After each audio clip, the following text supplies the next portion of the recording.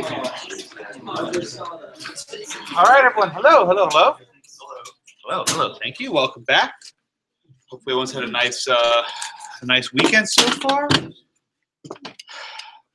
Folks, we're almost done. Believe it or not, we are at class, by my count, 22. We stopped at 28, so we are pretty much almost at the end of the semester. I say this deliberately because by now you have covered just about every topic we are going to cover.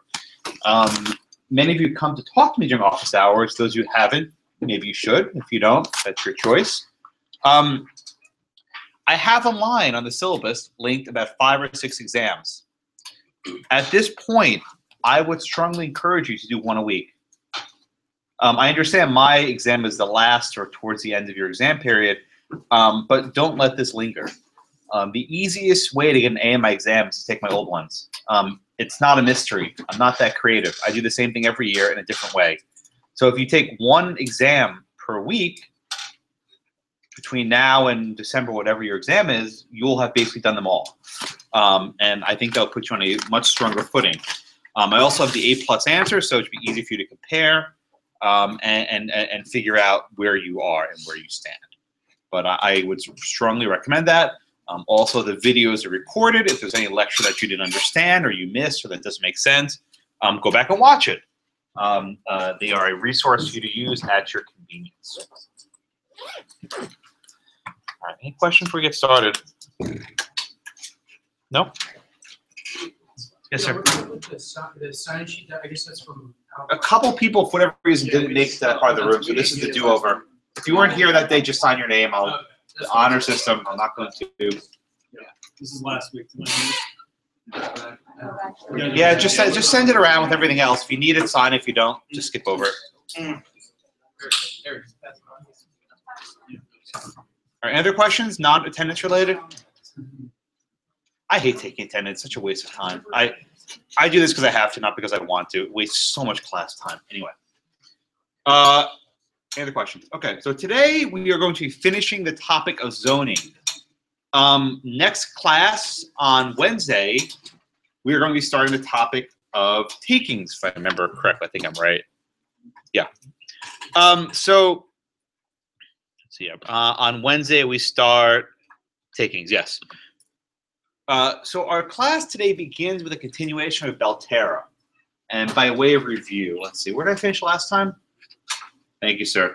Jackson, what was the holding in Village of Belterra versus Boras?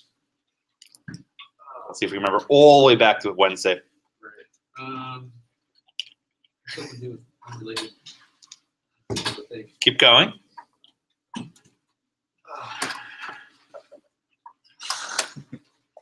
Brandon's frantically scribbling. He knows he's next. I remember something about freedom to associate.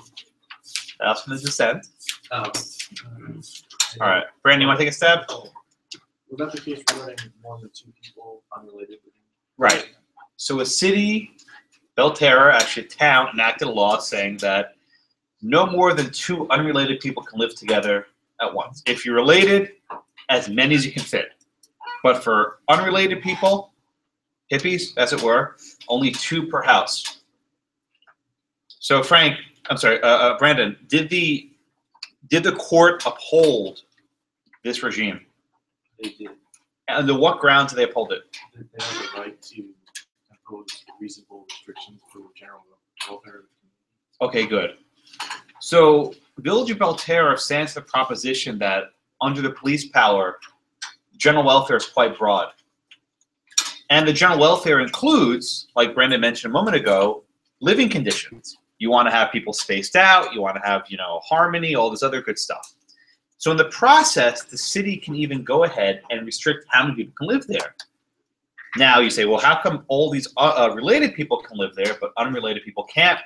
The court basically said, we're not getting involved with this. We're going to defer to the zoning board, and no problem there. Okay, that was Village of Belterra. There was a follow-up, Moore versus City of East Cleveland, right? Jackson, remember that one? Oh, that was with the grandchildren. Yes, good. Yeah, right. So in Moore v. City of East Cleveland, the city passed a law that effectively said a grandmother cannot live with grandchildren from two different parents, right? The Supreme Court said that was unconstitutional. Why? Because it intruded into the specific composition of families. But even after Belterra and City of East Cleveland, it was still permissible under the United States Constitution for a city to limit the number of unrelated people who live together. Okay? That is under the Constitution. But we have other means of challenging zoning laws, one of which is the Fair Housing Act, the FHA, which I'm sure you've seen in other contexts. So the Fair Housing Act was enacted first in 1968. And we discussed this in the context of Shelley versus Kramer. One of the things it prohibited was racial covenants on pieces of property. Initially, in 1968, it only covered race, color, religion, national origin, and was expanded several times. So in 1974, it was expanded to sex, saying you can't, refuse to rent a apartment to a person because they're a man or woman, whatever it happens to be. In 1988, it was extended to people with handicaps.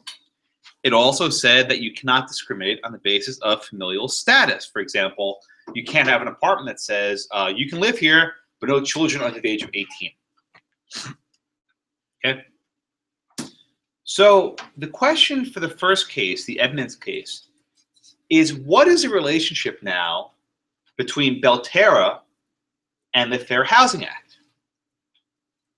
So under the Constitution, there's no problem with saying no more than two unrelated people living together. That's fine. That's constitutional. Okay? So Will, what happens under the Fair Housing Act? What happens if a city passes a law saying that no more than 5 unrelated people can live together in a given area? Would that violate the Fair Housing Act? No. That's correct. Why would that by itself not violate the Fair Housing Act? And this is the key attribute of the statutory regime. Under that, there's no discrimination based on anything that the Fair Housing Act protects. Well, but isn't it discriminating the basis of familial status? What about the Fair Housing Act will permit a city to enact a zoning law that limits 2 unrelated people together? What about the statute?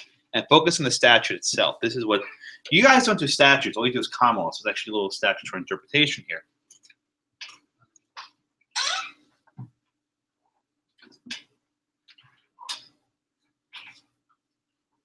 Okay. So generally, the statute says you cannot discriminate on the basis of familial status. But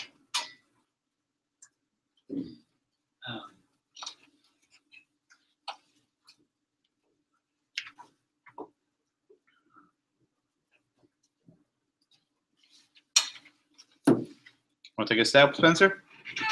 Does it have to do with handicap? You have to provide reasonable accommodations for, Okay, good. So the statute also says you can't discriminate on the basis of disability, right? But they have to provide reasonable accommodations. okay, let's walk through this one step at a time, right? Let's go through the facts. Let's try to make it easier. Jeffrey, what were the facts here in Edmonds, please? So Oxford House was a halfway house for drug addicts and recovering alcoholics. Good.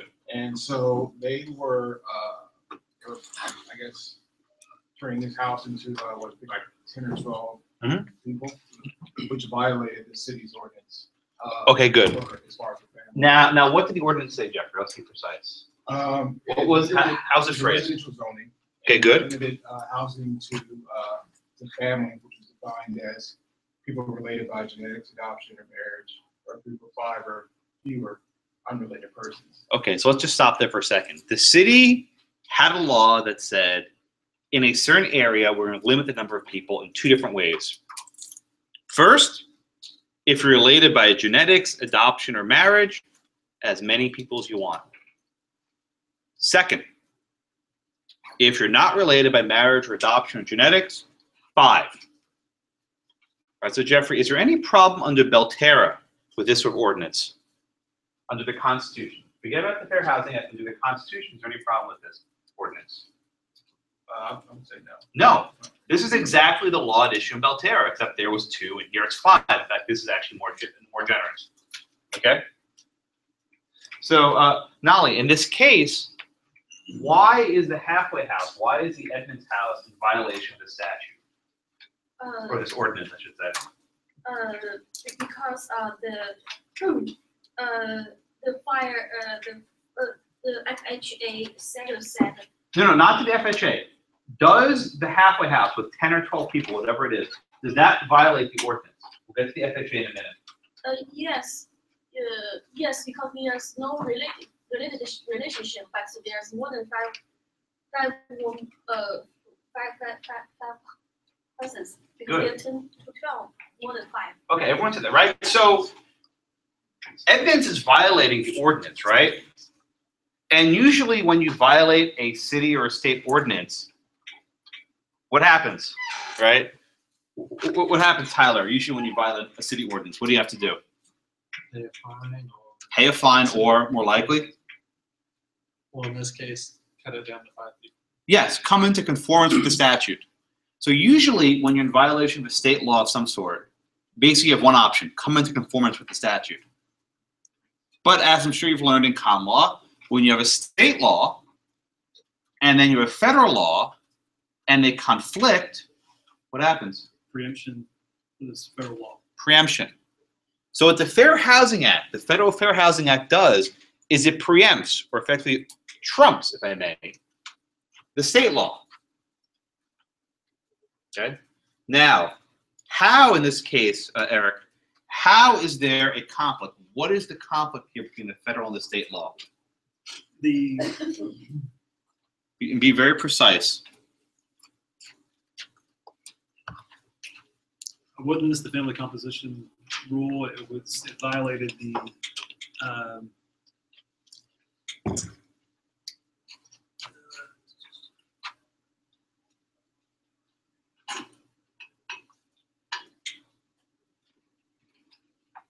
so when okay, so they cite the part where it's the handicapped person's equal opportunity to use and enjoy a dwelling.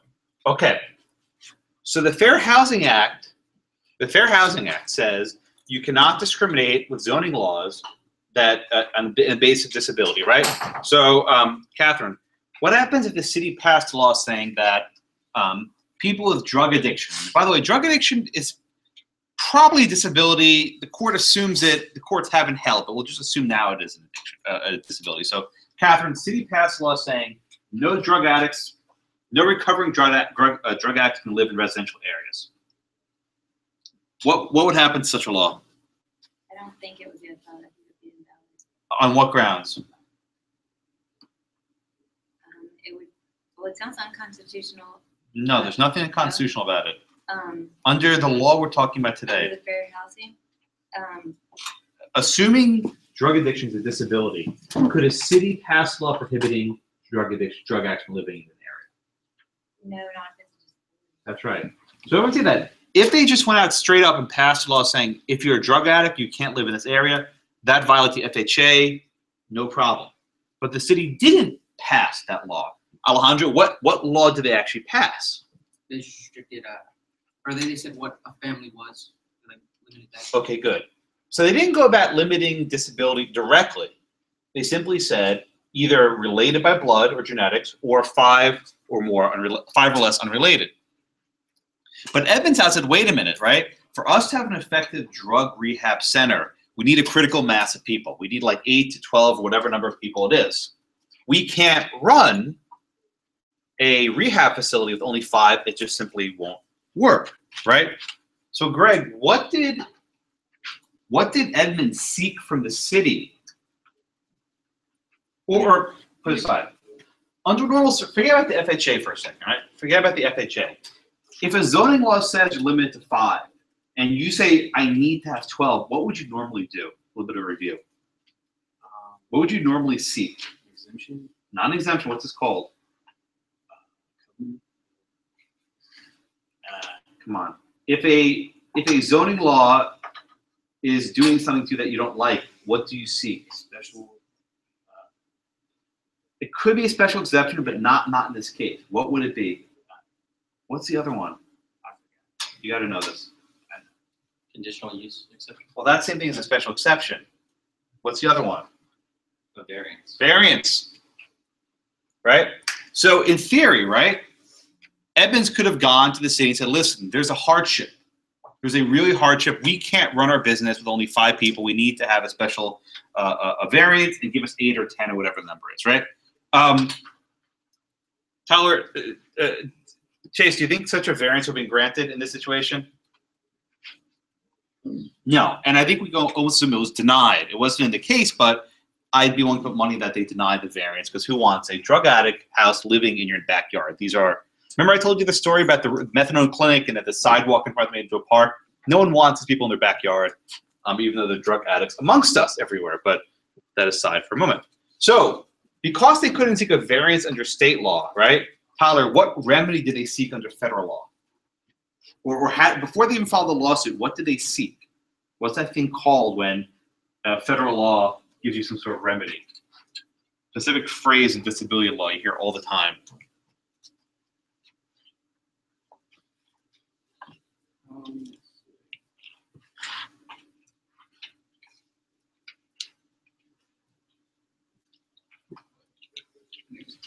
Exemption? No. What do we call when a person has a disability and they seek a special circumstance? What's that called? Anyone know? Was it? What kind of? So was it? You said it. A reasonable accommodation, right? This is in the case. So under this Federal Housing Act, you can seek what's called a reasonable accommodation. Hey, listen, I understand normally you can only limit it to 5, but we need more, right? We need more to make our rehab center work, okay? The city rejected it, and they said, no, we don't have to give an accommodation because our law is valid. So the crux of this case is whether the actual law limiting residents to 5 unrelated people is valid under the FHA, right? Is that valid? So Will, does the Fair Housing Act allow numerical limitations on the number of people who can live in an area?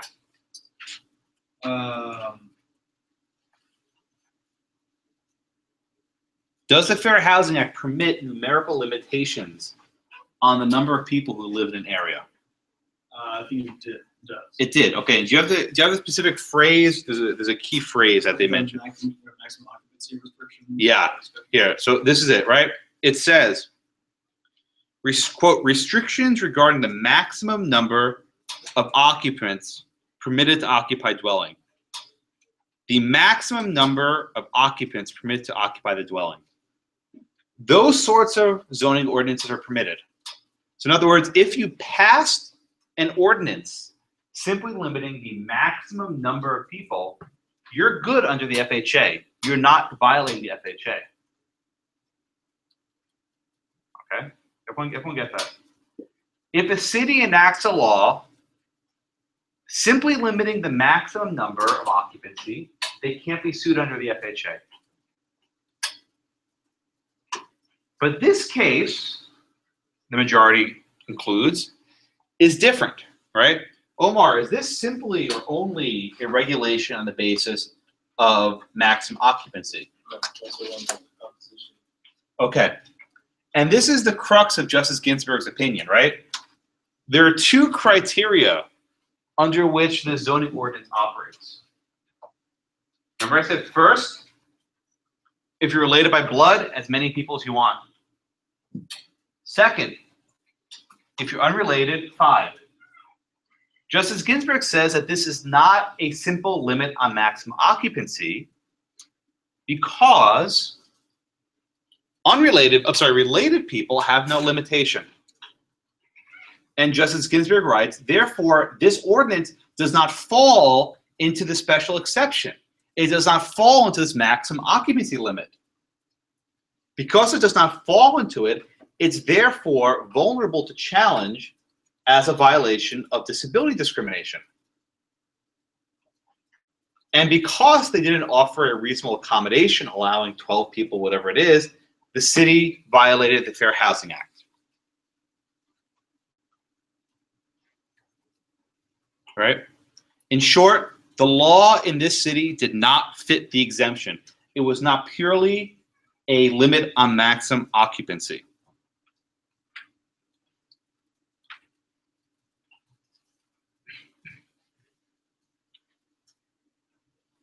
Everyone get that? So this creates a weird anomaly, right?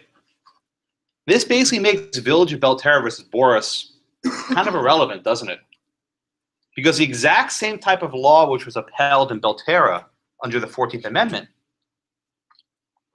is now void under the Fair Housing Act. And because the Federal Fair Housing Act applies nationwide, all 50 states, it's basically impossible now for a city to have this kind of hybrid approach based on the number of people limited if they're family members, or if they're not family members, and unlimited if they are family members. Everyone get that? You guys don't do statutory work much. So this is an example where a federal statute trumps statute, but gives an exception saying, if you do this, you won't be sued. Right? If you do this, you won't be sued. But because the court read it very narrowly, they could be sued. Any questions? Now, Evan, is this the only way of reading the statute? I mean, the statute only says maximum number of occupants. Is it clear that the ordinance in this town isn't that? I think it is, because I mean, it specifically says what a family is. So let me play devil's advocate for a minute, if I may. This case was passed while Village of Belterra was still good law. Do you think Congress had any intent to displace Belterra? Does the court offer any evidence of that?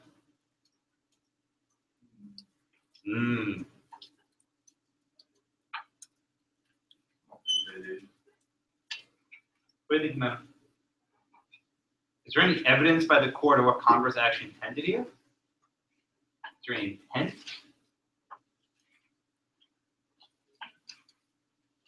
So, how did Justice Ginsburg know to read the exemption so narrowly?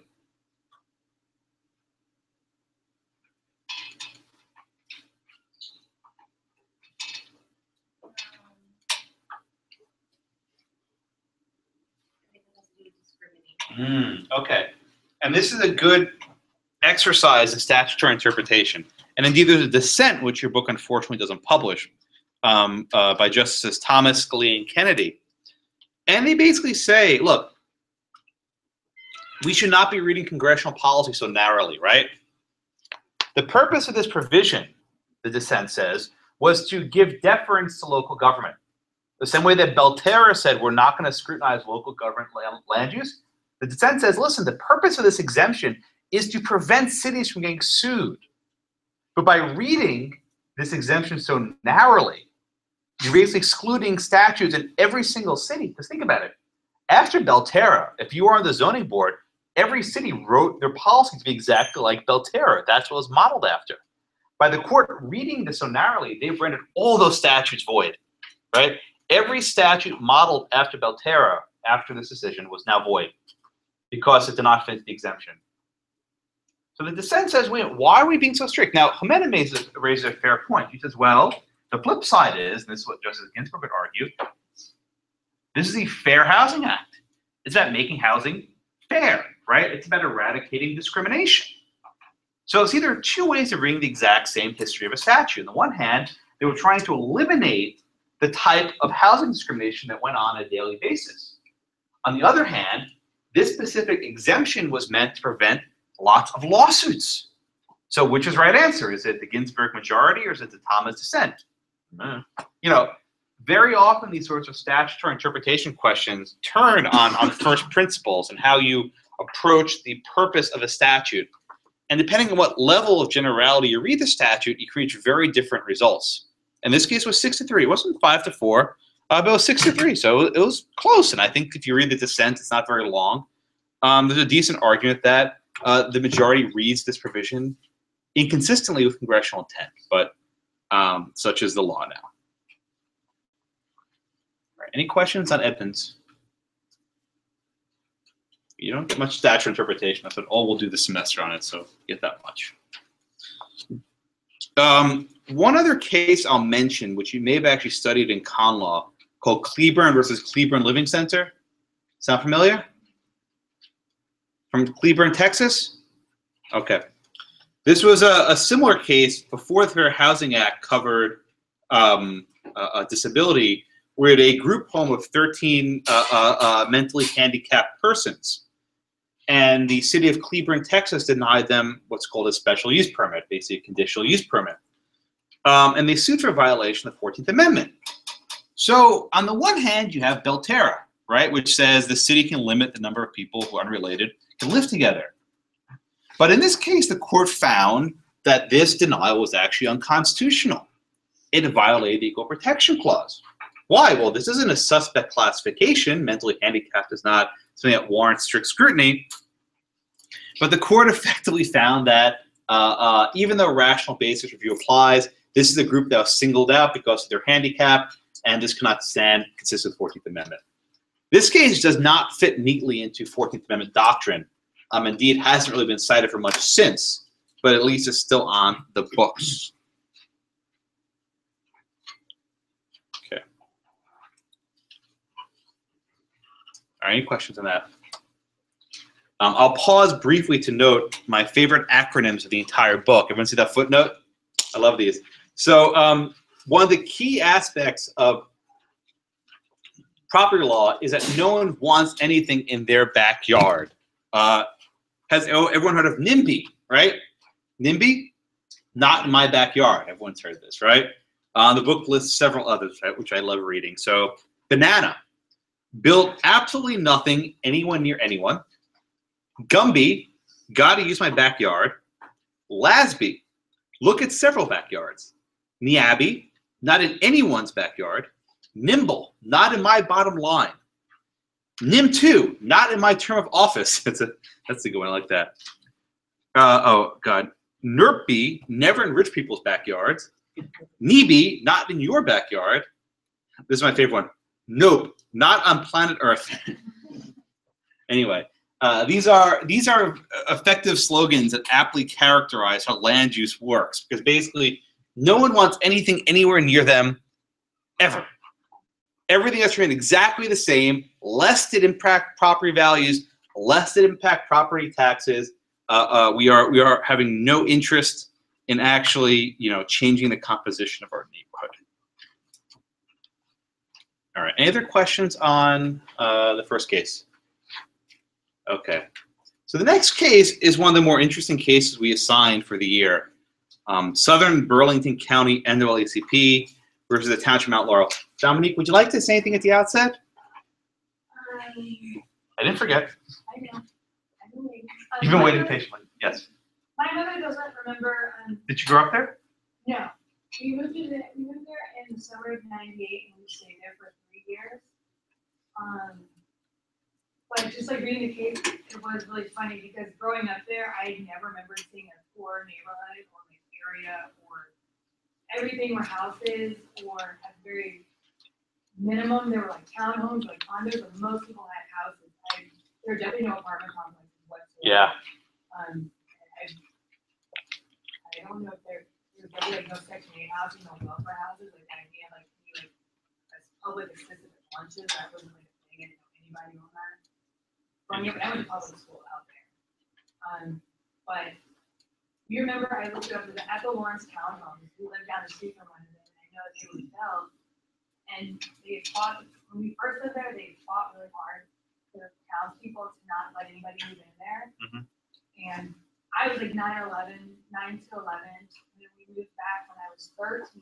People had just started moving into one of the apartment complexes. That was 2001, I want to say. And there was like a lot of dislike.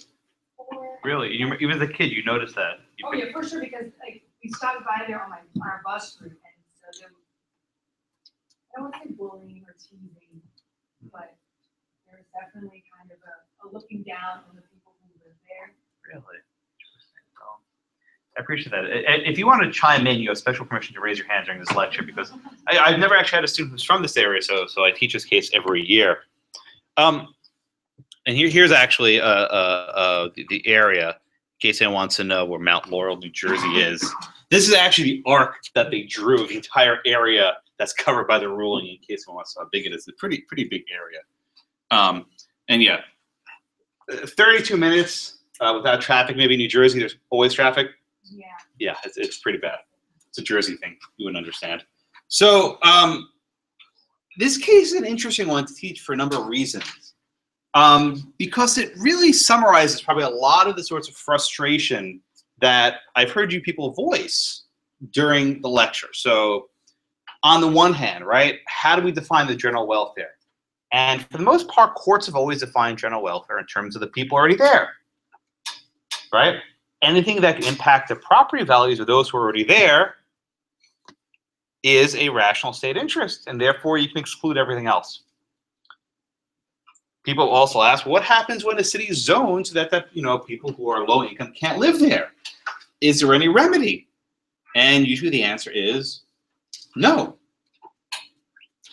We've discussed cases under the federal constitution and many state constitutions, and in virtually every case since Village of Euclid versus Ambler, the courts have consistently held, we're not getting involved.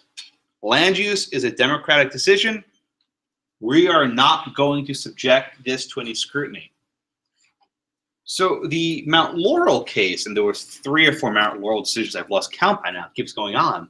The Mount Laurel decisions represent the exact opposite direction, where a case was brought of such gravity with so many different groups, and the state Supreme Court issued a ruling of such breadth and scope, and then effectively put a state's zoning laws under judicial supervision.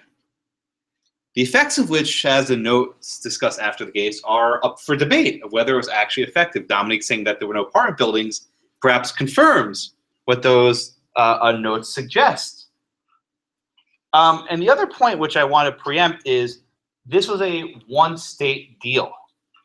Other states did not follow New Jersey's lead. At the time, law professors were apoplectic. Oh my God, this is awesome. Let's have all 50 states do Mount Laurel. No. And indeed, the New Jersey Supreme Court, I don't like the pejorative active, but they were the most aggressive courts in the 1970s and 80s. They not only put land use under judicial supervision, but in a series of cases called Abbott, they put the state education funding. Remember the Abbott, you ever hear about this, Dominic, the Abbott decisions? They basically, because New Jersey has this deal where schools are paid for by local taxes. So if it's a really wealthy neighborhood, you have great schools. And if it's a really poor neighborhood, you have crappy schools, right? Education is not funded statewide. So effectively, the New Jersey Supreme Court said, no, we can't have this. We need funding from the state capital. State, go pass a new budget. You think I'm joking? They basically told the state, pass a new budget. And in fact, Chris Christie, a couple of years ago, tried to ignore them, but he ultimately came around. And the court vetoed his budget effectively, which is an interesting judicial check. So this is a very aggressive court. And this decision was remarkable in how far it went. But it's also a very good case study to highlight a lot of the deficiencies in zoning law and how it contributes to what can be called exclusionary zoning, effectively using the threat of property price decreases to keep people out of a neighborhood or a town or a county. And this case is a beautiful illustration. So I don't want you thinking that this is good law. It really isn't. I don't want you in an exam saying, wow, all these zoning laws are unconstitutional because of Mount Laurel. That's not the right answer. But use this as a case study or an illustration of basically everything we've learned today. In fact, this is why I keep this case for the last topic. Okay? All right, so what's up to? Okay, so Michelle, who brought this suit? Who are the parties in this suit? They represented the minority group for violence against seeking low to moderate income areas. Okay, so it was brought by the NAACP of what was it of South Burlington County. Now, here's the key point, Michelle. Did these people actually live in Mount Laurel? They were prevented. But did they actually live there? No. Did they try to live there? I believe. I mean, did they actually, buy a house there? No. Okay. So one of the first difficulties of this case, and this is something which you may not study in common law, something called standing, right? Generally speaking, in order to sue in a federal court, you must be injured. You must show that a specific policy has injured you directly. Okay. If I were to walk into federal court down the street, right by the, take the light rail a few blocks, right? If I were to go to federal court and sue and say, you know what, I really want to move to this area, but it's too expensive for me, I'd be laughed out of court. I'm not injured. Had I tried to go build something there or tried to buy something there and someone, discriminated against me, fine, I have an injury. But this case, there was really no injury. And in fact, there was a little footnote where the court said the parties didn't contest this on appeal. Everyone notice that? Under New Jersey law, standing is not so rigid. And basically, the New Jersey Supreme Court just ignored the fact that no one was injured. But in fact, because these people didn't live there, that serves a very important purpose, right? Because it wasn't just the people in Mount Laurel trying to get a place. It was people in the entire state of New Jersey who are now potential parties, right? Because the court didn't limit this to those who actually tried to apply for housing were denied, they could actually reach a much broader audience and say effectively everyone in New Jersey who cannot live here is affected. But not only that, it wasn't just in Mount Laurel Township. It was indeed the entire state. Because the most radical aspect of this decision is that you do not have to only look for the welfare of your citizens, but the welfare of your surrounding area as a state as a whole. Everyone has to look out for everyone else. So that's why the fact this case was brought by the NAACP against Mount Laurel, those parties didn't really matter.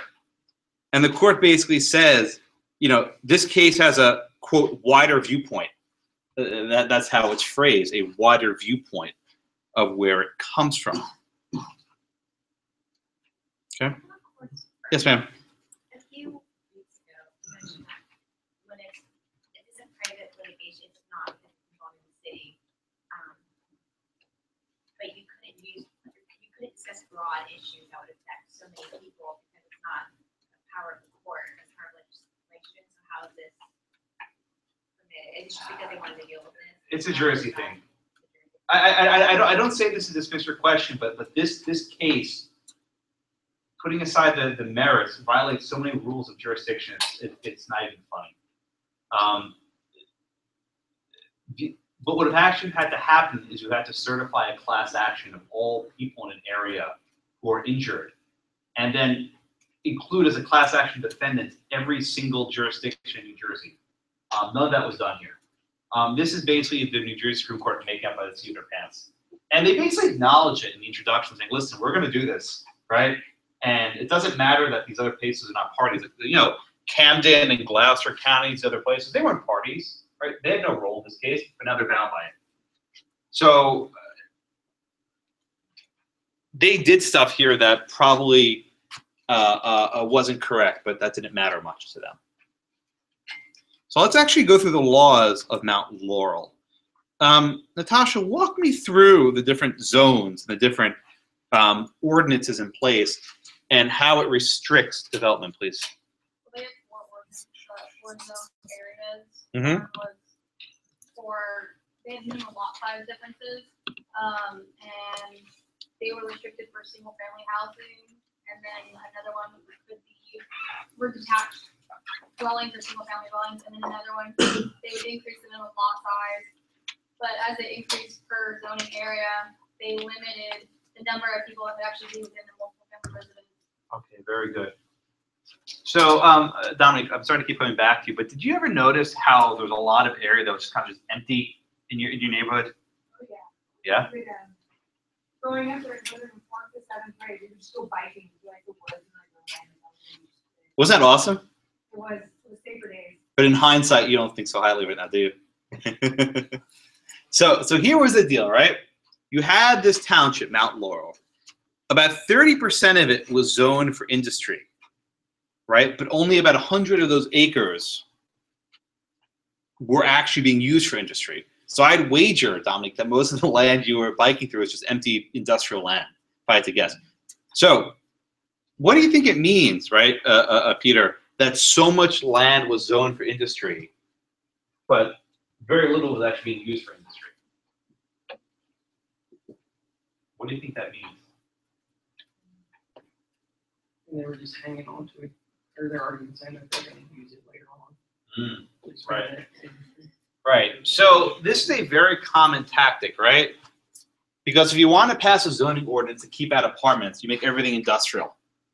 And you say, for this area, it's only industrial. This isn't like the pyramid business we did before. This is only industrial lab in this area. So effectively, the only places that weren't one family were these sorts of industrial areas. Townhouses, apartments, and mobile homes are not allowed anywhere in the area. So by their zoning ordinance, they effectively limited that you could only build one-family houses. Now, there was the exception, Stephen, of these PUDs, these planned unit developments. What are these planned unit developments? I'm sorry? Oh, crap. That's what I thought you said. I'm glad you repeated it. Basically, it just offers more variation. Okay. What could be built on an area zoned for PUD?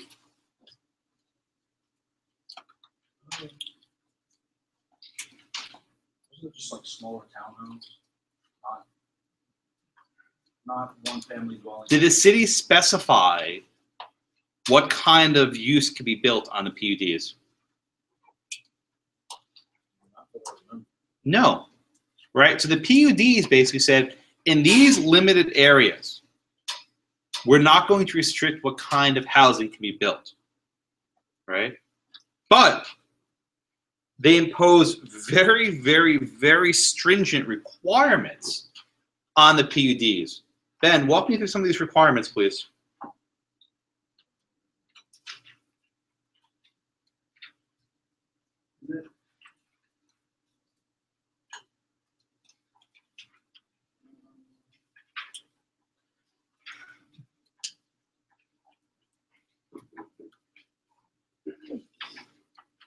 It's there. It's not hidden. It's in the case.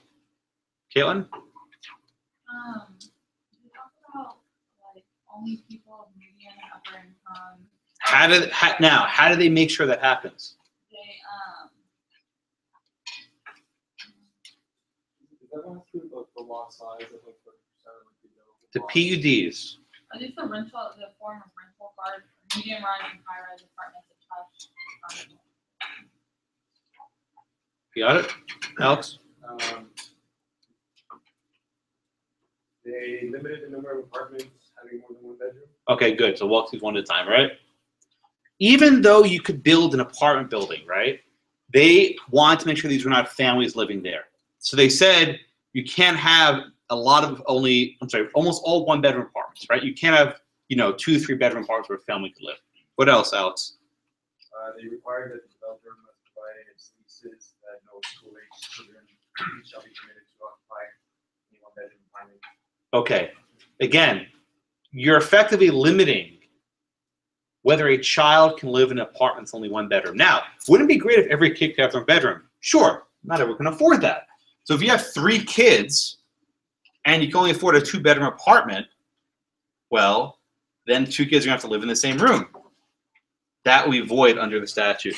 Now let's finish it up. What was the final, probably the most egregious of these restrictions?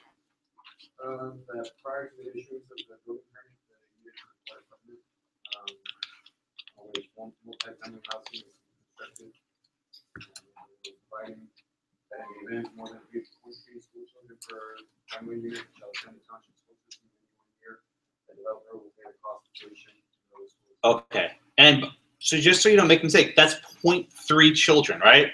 So that basically means, let's just use easy numbers. Let's say that there are, 30 children living in an area, and let's say there are a total of 60 people total, right? That means basically half of the people there are children. In that case, the developer signs a covenant to cover the tax offset of their tuition. Let me say that again. If too many children are living in this area above basically a 1/3 ratio, so they're half, the developer covenants to pay the offset to the school district. Because remember I said all the tax comes from the local area. Okay? Norma, will any developer ever sign this sort of covenant? Why not? It's insane. Norma, even more, would anyone even build a PUD under these circumstances? Of course not, right? No developer will be stupid enough to build one of these apartment buildings because given this covenant, it effectively puts them on the hook for unlimited liability. Every time a new child's born, right, and that child goes to school, you're now on the hook for tax dollars, for the tuition money. Now, Dominique, would such a restriction be valid under the decisions in Moore v. City of East Cleveland? Which hadn't happened yet, by the way. That decision came a couple years later. But would this sort of decision limiting children to live in this apartment or that apartment, would that even be valid under Moore? Why not? Because it's outside of the city's reach to like limit it. Yeah. Once you start cutting into the composition of families, right, of where children can live, if you have too many children, you pay their tuition, that would violate the substantive due process right recognized in Moore v. City of East Cleveland. That hadn't happened yet. And if you notice in a footnote, the New Jersey Supreme Court said, we're not addressing this, but they're probably void or something like that. They are under due process, right? So effectively, here's the situation. You can't build apartments anywhere. The only place you can build an apartment, you're limited to 1 bedroom. Even if you have 1 bedroom apartments, if you have too many kids, you can't have them in that apartment anymore. And if you have even more kids, the developer pays the tuition. None of these PUDs will be built. And that's why Dominique, I'm sure, recalls there weren't any apartment buildings around where you grew up. Now, this is 30 years after Mount Laurel, we're still in the same business. Okay? Josh, the last zone I want to talk about are these parks, these planned adult retirement community, this R4. Tell me about these, the retirement area. Carved out of the R1 districts. Mm-hmm. Suitable for the senior citizens.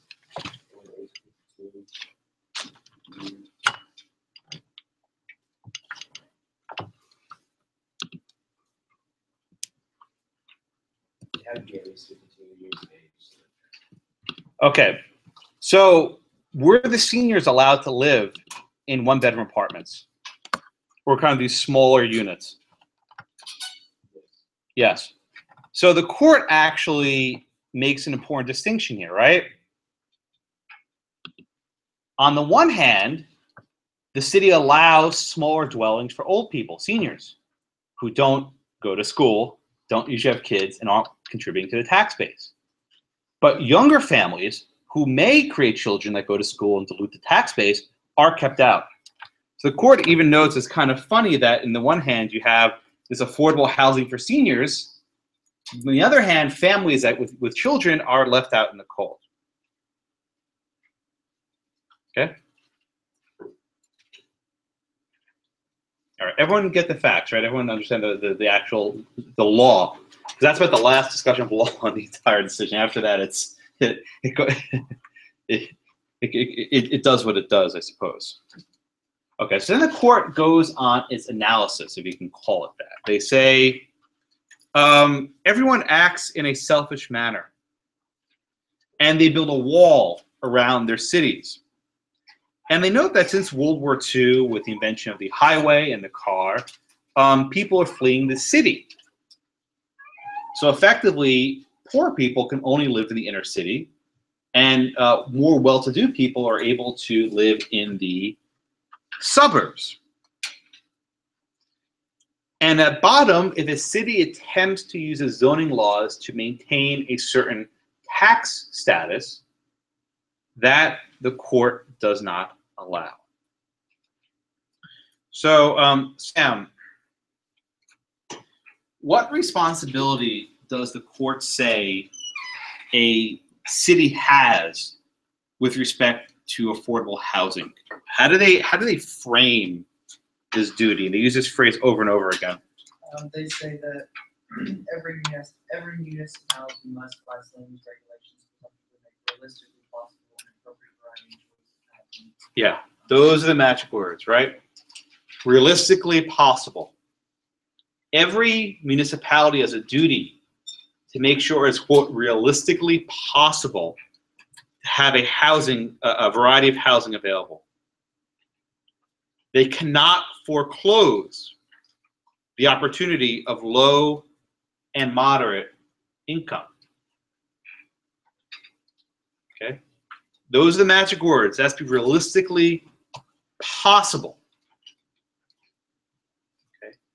Now, Mike, what the heck does that mean, realistically possible?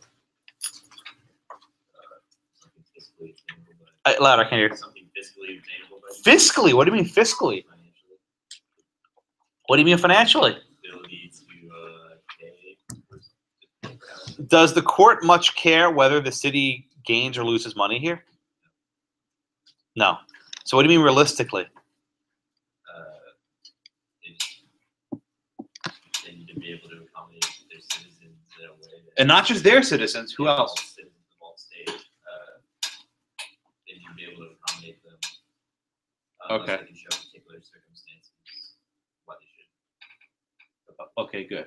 And I'm glad you used the word fiscally because that's not right, but I'm glad you said that. Because usually, right, courts say we're not going to get involved with how local jurisdictions do land use, right? But here, they impose a burden on the city.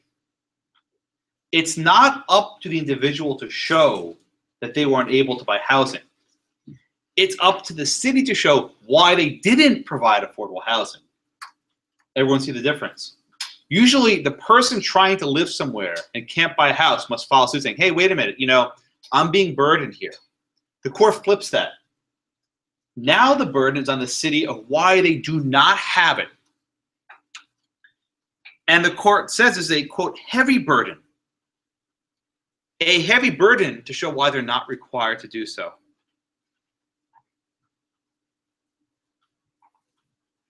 And here's the test the court offers. The city must, quote, affirmatively afford the opportunity, at least to the extent of the municipality's fair share of the present and prospective regional need. The city must affirmatively afford the opportunity, at least to the extent of the municipality's fair share of the present and prospective regional needs thereof. In other words, the city must demonstrate, right, why they're not able to satisfy the demand from outside their city. It's not even enough to say they've satisfied their own citizens. Say, what's our fair share of, this entire chunk of New Jersey, however far it may be? Does it matter if this was not intentional? Does it matter that this was not intentionally racist or intentionally discriminatory? No. Intent is irrelevant. What matters under the New Jersey State Constitution is whether these opportunities are realistically possible.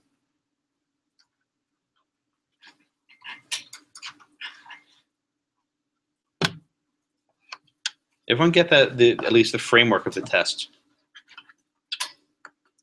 it basically inverts the entire nature of land use. It's no longer on the individual to justify why he needs it. It's on the state to justify why they didn't do it. What are the politics behind this decision? You have an hour?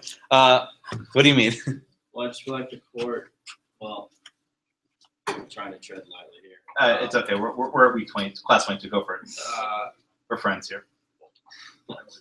I just feel like the court wouldn't take such a huge step like that, especially since there probably isn't really much standing to begin with, unless there's like significant political pressure on the outside. See, okay, and that's an interesting point, right? Usually when courts take bold action, it's when they think the political process will back them up, right? Usually courts don't step too far of line of what the political process will go with. This decision did not make that calculus. And if you read the notes after the case, they made clear that the New Jersey political process opposed this strenuously. And I'll get to the why in a moment. But for years, the cities basically tried to ignore this ruling. And this went back to the New Jersey Supreme Court 2 or 3 times. I've lost count, actually. And even the state legislature tried to pass a law overturning this decision and putting limitations on it. And each time the court maintained its jurisdiction. So no, this was not a popular decision. Now the why part, right? The same people who were in Mount Laurel making these sorts of zoning laws were also in Trenton, the state capital, opposing it, right? The same political process that created this exclusionary zoning law was the same political process that made the statewide opposition, right? The same minorities who weren't able to change the zoning laws in Mount Laurel were equally unable to change the zoning laws statewide. So there's kind of a chicken and the egg problem here, where why wasn't there a greater political force? Well, the political force wasn't there in the first instance and won't be there afterwards. The only difference is the court doesn't require a vote. People don't have to vote on a judicial decision.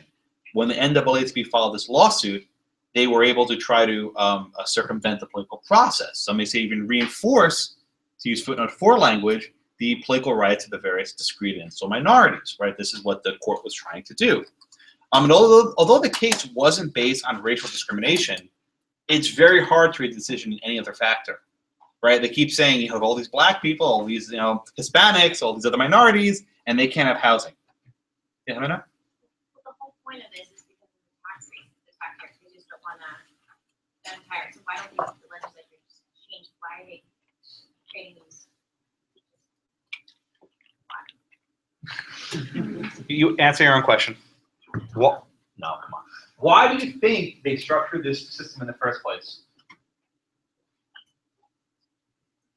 Do you pay taxes? Do you pay taxes? Do you like when your tax dollars pay for something that doesn't benefit you? Okay, I didn't pick on you. I'm sorry, it's not a fair question. I don't, right? So generally speaking, we don't like when our tax dollars are spent on stuff that doesn't benefit us, right? That's why federal court makes us so angry, because we pay an income tax and it gets spent in this state for this airport, or that state for that, boondoggle, right? So the people of New Jersey, by their best life, said, wait a minute, why are us, wealthy people in Mount Laurel diluting our tax dollars to fund these poor schools in Camden? We give a kid a better education. Even in Texas, cities with high property taxes, those property taxes go to that school district where they live, right? They're not funding people in the valley. They're not funding people in West Texas. So, it's a somewhat innate aspect of human nature that you want your tax dollars to stay local. So it's not surprising that New Jersey, like many other states, said local areas support schools. So as a result, schools in poor areas do not get sufficient funding. The other case I mentioned, the Abbott decision, was a New Jersey case also, where effectively the New Jersey Supreme Court said that violates the New Jersey Constitution. So the New Jersey Constitution has a right to education, however that's defined, or it's like a right to some adjectives, like a sufficient education or something like that. And they said that effectively the state must budget to redistribute that tax dollars statewide. So the Supreme Court of New Jersey hit it on both sides, on the zoning and on the funding. Other questions? Okay. So the first major step the court takes is in its discussion of the police power and its discussion of the general welfare, right? Ryan, how does the court here define general welfare? How does it go about explaining who has to be considered in this discussion? It really talks about how previous court decisions have read general welfare rather broadly. Okay. And I'm not sure what you're asking. I'm sorry. I mean, I know that they said the police power and welfare, that if it goes. Whose welfare? Everyone. Everyone. Okay, that's the key. They say that zoning law has a quote substantial external impact. A substantial external impact on the welfare beyond the border. And effectively, these people cannot be disregarded.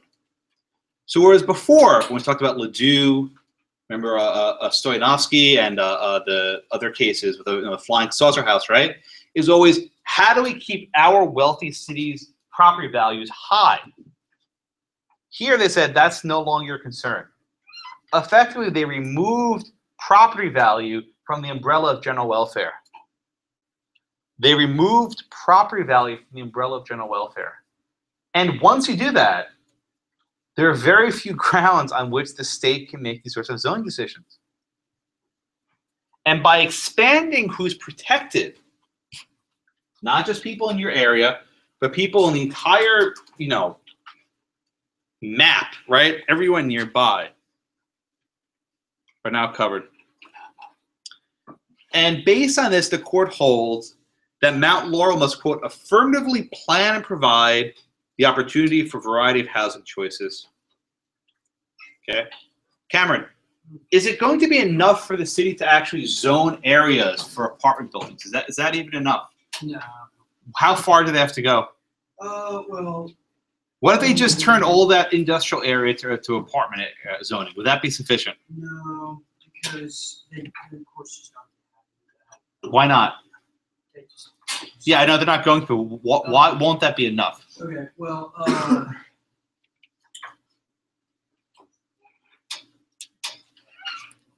Cameron, what does it mean to affirmatively plan and provide? okay, they have to do a lot to get where the court wants them to get. I think they have to plan for it and then they have to build it, and just Okay. sticking everything in one area is probably Good. So this phrase affirmatively, you notice they keep using that word, right? I'm sure you've heard the phrase affirmative action. Most people don't know what it actually means. What does affirmative action even mean? It actually means taking proactive steps to improve a situation. It's not enough to just have a colorblind policy. It wouldn't be enough to just have an area zoned for apartments. You have to take affirmative steps, and that means partaking to build low-income housing, right? And not just that. And Dominic, I don't know, ask you, was there a lot of public transportation where you lived? No. So one of the rubs about building low-income housing in the suburbs is for people who don't have cars, it's awfully difficult to get around. Right? If you build an apartment building where there's no bus route or train route, and the people who can't afford cars, they can't really go anywhere. Yeah. I was gonna say, I don't remember any of my friends who are actually working in that world. Everybody can do. Yeah. This is that regional share idea, right? They say, listen, you have all this industrial area, but the people who work there can't live there because they have to commute in. So this idea of affirmative action isn't simply just building affordable housing. It actually includes things like bus routes. Remember those one discussion about sewage? Like they say, oh, you can't have a septic tank. Okay, then go build a sewage system, right? The court just said, okay, if you can't have a septic tank, go build a sewage line. Tax your people for it, right? Create an assessment to tax the people to build a sewage. If there's no bus routes, okay, go build a bus, right? The court's saying this is an affirmative duty to go ahead and do this. You can't just mean an obligation to rezone for local fiscal reasons. And the court says judicial attitudes must be altered to require a broader view of the general welfare. So they're shifting and basically saying the courts will now be responsible for managing virtually every aspect of how the city tries to make it realistically possible to promote affordable housing. And this is a heavy burden, the court says.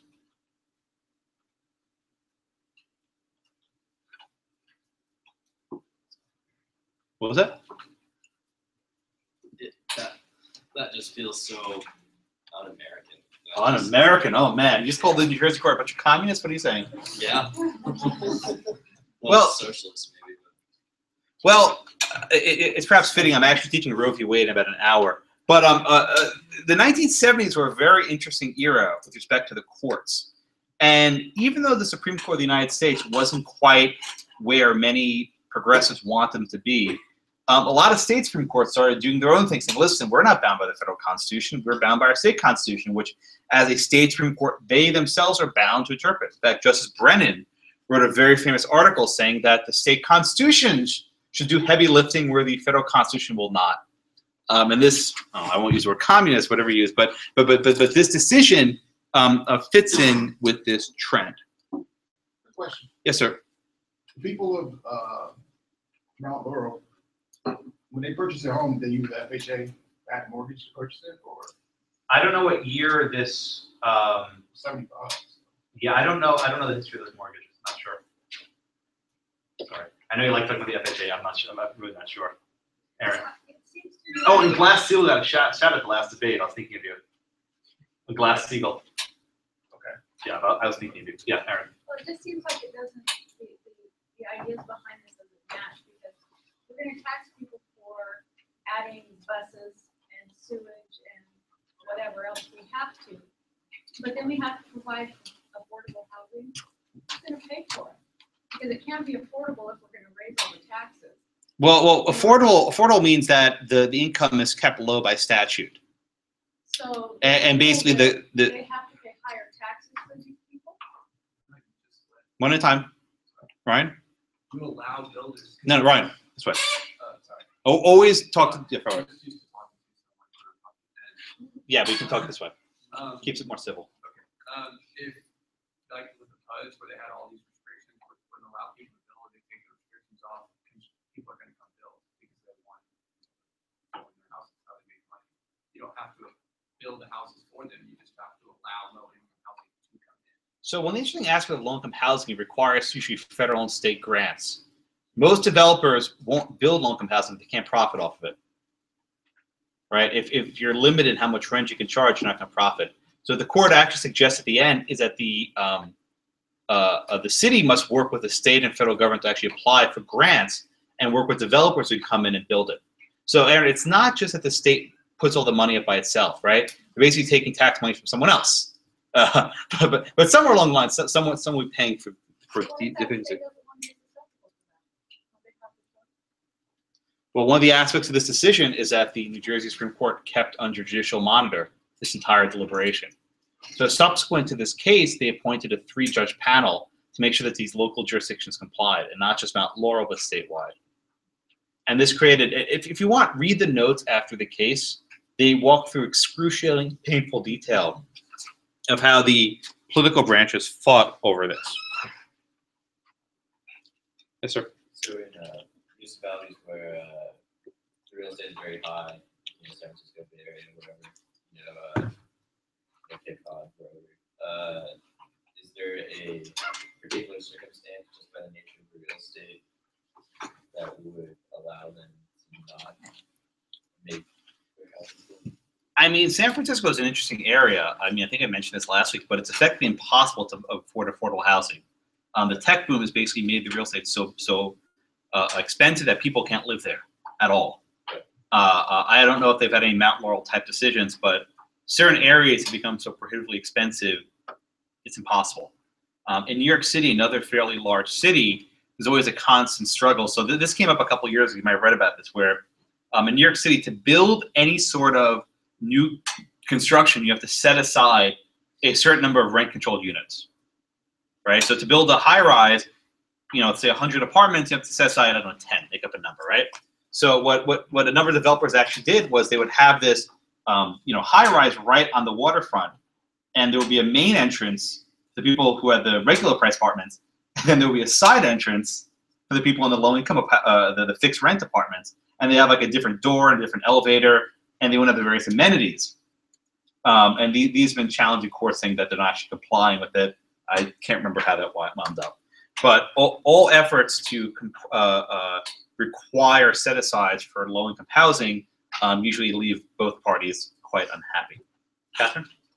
I'll ask. I think it's like 2 classes ahead of my question. Okay. Sorry. Okay. Other questions? So at the end, right, the court says every municipality must bear the, quote, regional burden. You must be responsible for the people of your region. You must be your brother's keeper, so to speak. And the applicable region, again, they don't really define it, but it's about this. It's about a 20-mile radius. And if you remember algebra, pi r squared, right? It's about 1,200 square mile region. They're responsible for. You never thought you had pi r squared in law school, did you? So no. So after you think about 1,200 square miles, which is a pretty big area. And then at the end they say, but Mount Laurel can still become and remain attractive. So at first, the New Jersey Supreme Court said, we'll let New Jersey and Mount Laurel try this themselves. If they make good faith efforts, wonderful. But you can tell they don't quite trust the city. And this is perhaps to Chase's point before. The courts didn't expect the cities to roll over, right? They didn't expect the city to suddenly change and, given the tax base, dilute their tax dollars. So they left the lower court with responsibility to monitor it. And what happened afterwards was a serious battle. What happened afterwards was a serious battle where effectively every couple of years the cities went back to the courts and they said, oh, we comply. The court says, no, you haven't done enough. You haven't built enough affordable housing. And the aftermath, right? I don't know, Dominique perhaps mentioned it a moment ago, but Kaylor, was there actually much affordable housing built after all this litigation and everything else? No. And in fact, they compared it to the nearby Pennsylvania right across the border where they didn't have quite this regime. And they found that there was actually more affordable housing built. And there's a question perhaps to Chase's point, did all this bitter litigation and bitter adversarialness actually become counterproductive? Because when people become so invested in opposing something, they're less likely to do it than if it had been more voluntary, right? And again, it's a counterfactual, right? We never know. What if the legislature had tried something else, maybe to share tax revenues and maybe apply for federal grants? Would there have been so much kicking and screaming? Maybe, maybe not. I mean, it's really hard to know. But the other aspect, and this was put in the book, this wasn't actually in the last edition of the book, this is in the new edition, that for those who actually found housing in Mount Laurel, they lived better. They had lower rates of unemployment, higher wages, their children spent more time studying and reading. So for whatever else, for those who actually made it into Mount Laurel, they did pretty well. Did you enjoy living there in your childhood? Oh, I loved it. South Jersey's a lot different. Oh, spoken like a true Jersey girl, love it. South Jersey's Philadelphia. Huh? South Jersey's Philadelphia. Yeah, yeah. Thank you. We used to go there all the time. But I mean, I was there in like the late 90s, so it was, I mean, people were of the same kind of financial status, if not higher. And like, you spend the summer at like the local swim clubs and like country clubs, and you hung out with the same group of people. And it's really beautiful. There's a lot of trees, a lot of land that's not being used. Yeah, exactly. I was out there in 2010, and it hadn't changed much to me since I lived there in the early 2000s. I can't remember if I even saw public transportation. I never grew up seeing taxis or buses or even understanding how to work energy transit or like a cab. So there's a note at the end, and again, this was added recently, and they say a few things. They say, echoing a point, even in Mount Laurel, most residents aren't even aware of this history. And most well-to-do Mount Laurel residents don't even know that this affordable housing exists. And they make one last point, which I think is well taken. In the neighboring Pennsylvania, far less low-income housing was actually built. And the book says a possible reason for this is that the New Jersey approach diminished local control. And by taking control away, making things perhaps inequitable, it creates stronger local opposition. So as a broader lesson on courts acting in a manner that's politically unpopular, even though it's a very impressive judicial decision to read, and the law professors go gaga over it, on the ground, without the political process backing up, it's not particularly effective. Questions? All right, enjoy an early dismissal. I'll see you on Wednesday. Thank you.